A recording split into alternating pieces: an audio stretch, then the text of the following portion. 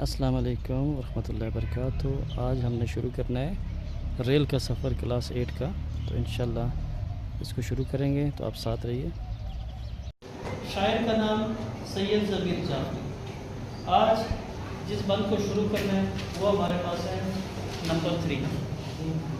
یہ سارے کھیت کے گنے کٹا لایا ہے ڈبے میں، یہ گھر کی چارپائی تک اٹھا لایا ہے ڈبے میں، کھڑے ہوکے بیمار مینار آتش دان تو دیکھو، یہ قوم بے سر و سامان کا سامان تو دیکھو۔ اب اس بند جعفری ایک مزاحیہ انداز میں سمجھانا چاہتا ہے۔ وہ یہ بتانا چاہتا ہے کہ جو مسافر ہوتے ہیں وہ نکلتے ہیں سفر کے لیے، اور وہ بھی خصوصاً ریل کے سفر کے لیے، تو وہ اپنے ساتھ بے شمار سامان لے کے جاتے ہیں، کیونکہ اس نے اپنے علاقے سے دوسرے علاقے میں جانا ہوتا ہے۔ اس سلسلے میں انہیں سامان دوسرے لوگوں کو گفٹ تحائف کی شکل میں لے جانا پڑتا ہے، تو وہ جو سامان ہوتا ہے وہ ساتھ ہوتا ہے، اس میں کوئی شکل نہیں ہوتی۔ کسی کے لیے گنے لے کے جا رہا ہوتا ہے، کسی کے لیے فصلیں لے کے جا رہا ہو رہا ہوتا ہے، تو بہت ساری چیزیں ایسی ہوتی ہیں جو اپنے ساتھ اپنے دوستوں کے لیے لے کے جاتا ہے۔ اس بند میں جو چیز سمجھانے کی کوشش کی گئی ہے، اور وہ بھی مزاحیہ انداز میں سمجھانے کی کوشش کی ہے، تو اس کے مطابق ہمارے پاس اس بند میں شاید ایک دیہاتی مسافر کا ذکر کر رہا ہے، اور کہ یہ ریل گاڑی بیٹھنے کے لیے آیا ہے، اس کے پاس ہر طرح کا سامان موجود ہے۔ یہ گھر سے ایک چارپائی بھی ساتھ لے کر آیا ہے، اور ساتھ ساتھ حکا بھی استعمال کر رہا ہے۔ اب حکے کو چلانے کے لیے وہ انگارے بھی لے کر آیا ہے، اپنے ساتھ حکے کو کے لیے گرم گرم انگارے بھی ساتھ لے کر آیا ہے، جو دہک بھی رہے ہیں۔ اس کے پاس بہت سا سامان موجود ہے۔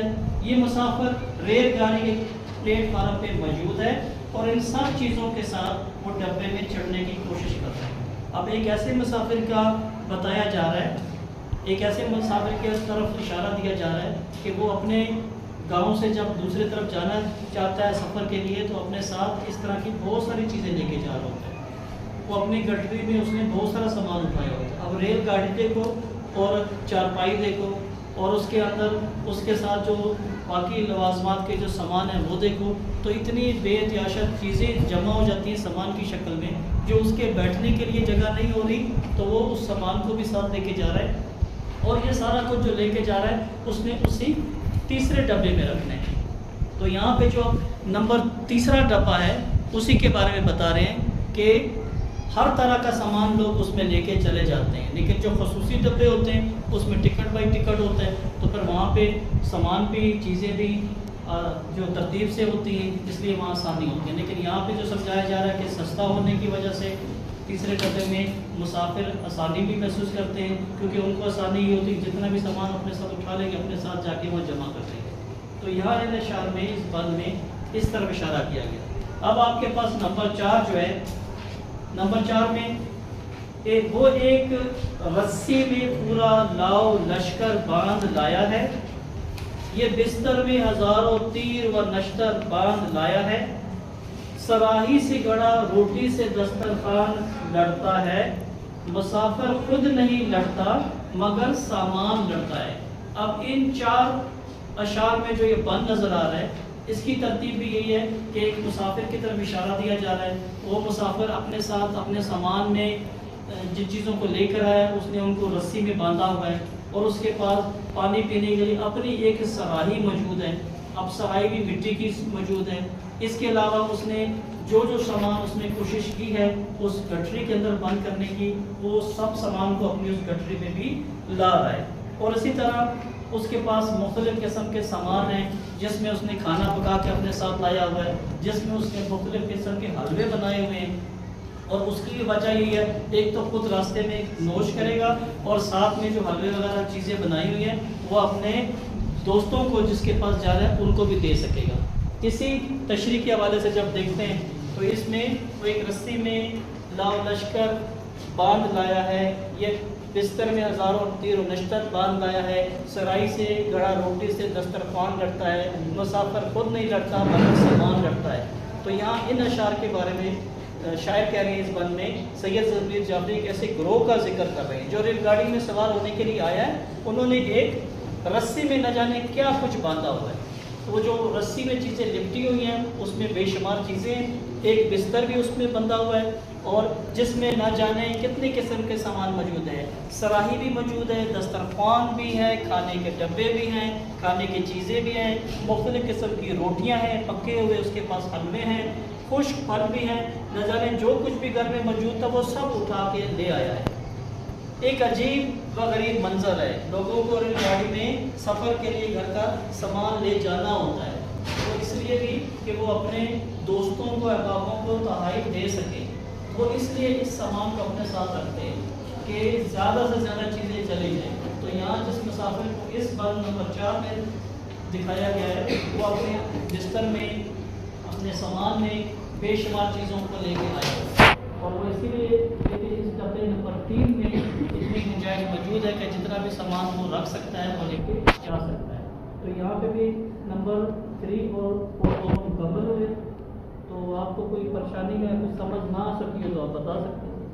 اب آپ سے شروع کرتے ہیں، آپ کی طرف ابھی مڑتے ہیں۔ جی بیٹا آپ تھوڑا سا مجھے بتاؤ کتنی بات آپ کو اس میں سمجھ آئی ہے؟ کتنی بات؟ سر مجھے پہلی بات یہ سمجھ آئی ہے کہ پہلے بند نمبر 3 میں کتنی باتیں سمجھ آئیں؟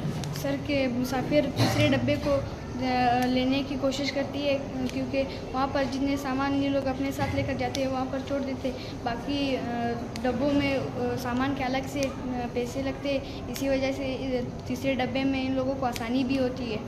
شاباش، ٹھیک ہے، بہت اچھا بتایا، شاباش، کلیپ کرو بچوں کے لیے، بہت اچھا بتایا۔ جی بیٹے آپ کو کیا سمجھ آیا؟ سیز تیسرے بند میں شاید سید ضمیر جعفری کہتے ہیں کہ ایک دیہاتی مسافر کا ذکر ہے کہ وہ ریل گاڑی کے پلیٹ فارم پہ اپنا سامان کے ساتھ کھڑا ہوا، تو وہ گھر میں جتنا بھی سامان تھا وہ سب لے آیا، چٹائی بھی لے آیا، چارپائی بھی، اور حکا بھی لے آیا، ساتھ میں آگ کی انگاریاں بھی لے آیا گرم گرم۔ شاباش، گڈ۔ جی بیٹا آپ تھوڑا سا بتائیں گے یہ جو آپ پڑھ رہے ہیں اس کا نام کیا ہے، اس نظم کا جو اس نظم کا نام ہے ریل کا سفر۔ ریل کا سفر۔ شاباش، بیٹھ جائیں۔ جی آپ بیٹا بتائیں یہ جو سبق ہم نظم پڑھ رہے ہیں اس نظم کے شاعر کون ہیں؟ سید ضمیر جعفری۔ شاباش۔ جی بیٹے آپ تھوڑا سا بتائیں گے نمبر 4 کے بارے میں۔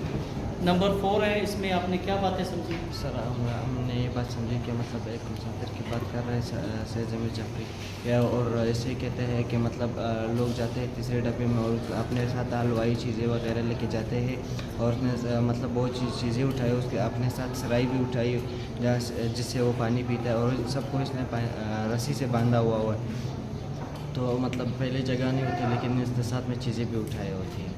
چلو شاباش، باتیں سمجھ آئی آپ کو کہ آج کی ایکٹیویٹی میں نمبر 3 اور نمبر 4 کے اندر جو ہم نے ٹاسک کیا ہے، اس طریقے سے آپ کی جب ویڈیو بنتی ہے تو آپ کو اس کو اور زیادہ آسانی سے سمجھ آ جاتی ہے، اور آپ 1-2 دفعہ دیکھنے کے بعد اس کے سوالوں کے جواب، اشعار کی تشریح وغیرہ آسانی سے کر سکتے ہو۔ تو اس لیے اگر توجہ سے آپ ان چیزوں کو سمجھتے ہیں جیسے سسٹم ایکٹیویٹی ہو رہی ہے، اور جب ویڈیو دیکھتے ہیں تو اس میں آپ کو مزید آسان ہو جاتا ہے۔ تو یہاں پہ سمجھانے والی بات مکمل ہوگی۔ آج کی ایکٹیویٹی کی ترتیب کے حوالے سے ہم نے ریل کے سفر میں سید ضمیر جعفری کے حوالے سے اس نظم کو دیکھا، اس میں نمبر 3 اور نمبر 4 اشعار کی تشریح کو سمجھا، اور اسی کے مطابق ہم نے اس ایکٹیویٹی کو مکمل کیا۔ جزاک اللہ۔